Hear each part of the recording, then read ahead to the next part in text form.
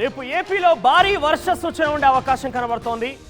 బంగాళాఖాతంలో అల్పపీడనం ఏర్పడే అవకాశం ఉంది. మరోవైపుగా ఈ అల్పపీడనం వాయుగుండంగా మారే అవకాశం ఉంది. తమిళనాడు, కేరళ వైపు నుంచి ఇటు ఆంధ్రప్రదేశ్లో భారీ వర్ష సూచన ఉండే పరిస్థితి నెలకొంది. దక్షిణ కోస్తా, రాయలసీమలో భారీగా వర్షపాతం నమోదే అవకాశం ఉంది. ఈ నేపథ్యంలో ఒక వెదర్ అప్డేట్ చూస్తున్నాం మనం. బంగాళాఖాతంలో రేపు అల్పపీడనం వాయుగుండంగా మారి తమిళనాడు, కేరళ వైపు నుంచి ఆంధ్రప్రదేశ్లో భారీ వర్షాలు పడే అవకాశం కనబడుతుంది.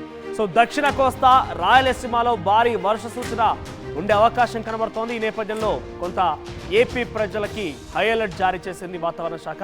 దీనికి సంబంధించి మరిన్ని అప్డేట్స్ వర్మ అందిస్తారు. వర్మ, సో ఏపీ వెదర్ అప్డేట్కి సంబంధించినటువంటి తాజా ఇన్ఫర్మేషన్ ఏంటి? సో బంగాళాఖాతంలో అల్పపీడనం, ఆ తర్వాత అల్పపీడనం కాస్త వాయుగుండంగా మారి తమిళనాడు, కేరళ మీదుగా ఆంధ్రప్రదేశ్లో భారీ వర్ష సూచన ఉండే అవకాశం ఉంది. దక్షిణ కోస్తా, రాయలసీమలో భారీ వర్షపాతం నమోదే అవకాశం కనబడుతోంది. ఈ నేపథ్యంలోనే వాతావరణ శాఖ పలు హెచ్చరికలు జారీ చేసింది. ఇది హార్వెస్టింగ్ టైం కూడా ముఖ్యంగా రైతులకి. సో ఈ టైంలో కొంత వర్ష సూచన అనేది డెఫినెట్గా ఇబ్బంది తలెత్తేనే.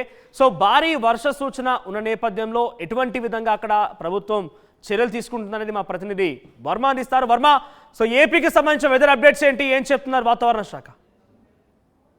చూసుకుంటే కనుక దక్షిణ అండమాన్ తీరంలో ఏర్పడిన ఒక అల్పపీడన ఆవర్తనం క్రమంగా పుంజుకుంటూ ఉంది. అది రేపటికల్లా అల్పపీడనంగా మారే అవకాశం ఉందని భారత వాతావరణ శాఖ పరిశీలిస్తా ఉంది. ఈ నేపథ్యంలోనే రేపు ఒకవేళ అల్పపీడనం ఏర్పడిన తర్వాత మరో 2 రోజులకి అది వాయుగుండం మరో 2 రోజుల తర్వాత తుఫానుగా మారే అవకాశం ఉందని ఇప్పటికే భారత వాతావరణ శాఖ అంచనా వేస్తోంది. ఈ నేపథ్యంలో రేపు అల్పపీడనం ఏర్పడిన తర్వాత నుంచి కూడా ఈ నెలాఖరు వరకు కూడా ఆంధ్రప్రదేశ్ అంతటా కూడా విస్తారంగా వర్షాలు కురిసే అవకాశాలు ఉన్నాయని చెప్తా ఉన్నారు. మరోవైపు చూసుకుంటే కనుక ఈ అల్పపీడనం వాయుగుండంగా మారే పరిస్థితుల్లో అటు రాయలసీమ, దక్షిణ కోస్తాతో పాటు ఇటు ఉత్తర కోస్తాలో కూడా భారీ నుంచి అతి భారీ వర్షాలు కురిసే అవకాశాలు ఉన్నాయి. తదనంతర పరిణామాల తర్వాత ఈ వాయుగుండం తుఫానుగా మారితే కనుక అది ఇటు ఆంధ్రప్రదేశ్ రాష్ట్రాల మధ్య తీరం దాటే అవకాశం ఉంది. అదే కానీ జరిగితే కనుక మొత్తం రాష్ట్రం అంతటా కూడా తీవ్రమైన వాతావరణ పరిస్థితులు తీవ్రంగా మారే అవకాశం ఉంది. భారీ వర్షాలకు తోడు ఈదురుగాలులతో పాటు పెను ప్రమాదం పొంచి ఉండే అవకాశం ఉందని చెప్తా ఉన్నారు. ఈ నేపథ్యంలోనే ప్రస్తుతానికి అయితే తీరంలో ఉన్న మత్స్యకారులు, వేటకు వెళ్ళిన మత్స్యకారులు ఎవరైతే ఉన్నారో వాళ్ళు తీరంలోనే అందుబాటులో ఉండాలి. ఒకవేళ హెచ్చరికలు జారీ చేస్తే కనుక ఇమీడియట్ గా తీరానికి వచ్చే అంత దూరంలో ఉండాలని హెచ్చరిస్తా ఉన్నారు. మరోవైపు చూసుకుంటే ఇంకా రైతులంతా కూడా ఇప్పుడు పంట చేతికొచ్చే సమయం కాబట్టి వాటిని చక్కదిద్దుకునే ఏర్పాట్లు చేయాలని కూడా హెచ్చరికలు జారీ చేస్తూ ఉన్నారు. భారత వాతావరణ పరిశోధక శాఖతో పాటు ఇటు ఆంధ్రప్రదేశ్ విపత్తు నిర్వహణ శాఖ కూడా మానవచ్చు. రైట్ వర్మ, సో మొత్తం మీద వాయుగుండంగా మారే అవకాశం ఉన్న నేపథ్యంలో భారీ వర్ష సూచన ఉంటే ఆంధ్రప్రదేశ్కి డెఫినెట్గా ఇది రైతులకు కోతలు వచ్చే సమయం కాబట్టి కొంత ఇబ్బంది పడే అవకాశం ఉంది. సో ప్రభుత్వం కూడా హెచ్చరికలు జారీ చేస్తోంది.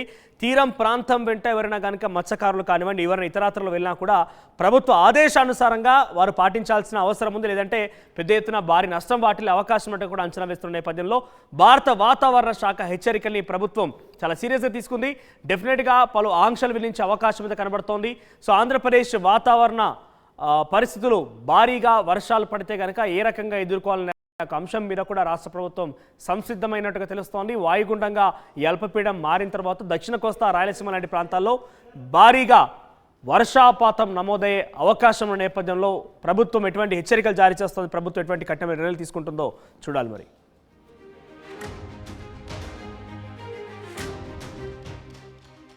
ఆర్టీవీ యాప్ వార్తల్ని క్షణాల్లో చదివే అవకాశం ఉంటుంది. ఒక న్యూస్ పేపర్, ఒక టెలివిజన్ ఛానల్ మీ చేతుల్లో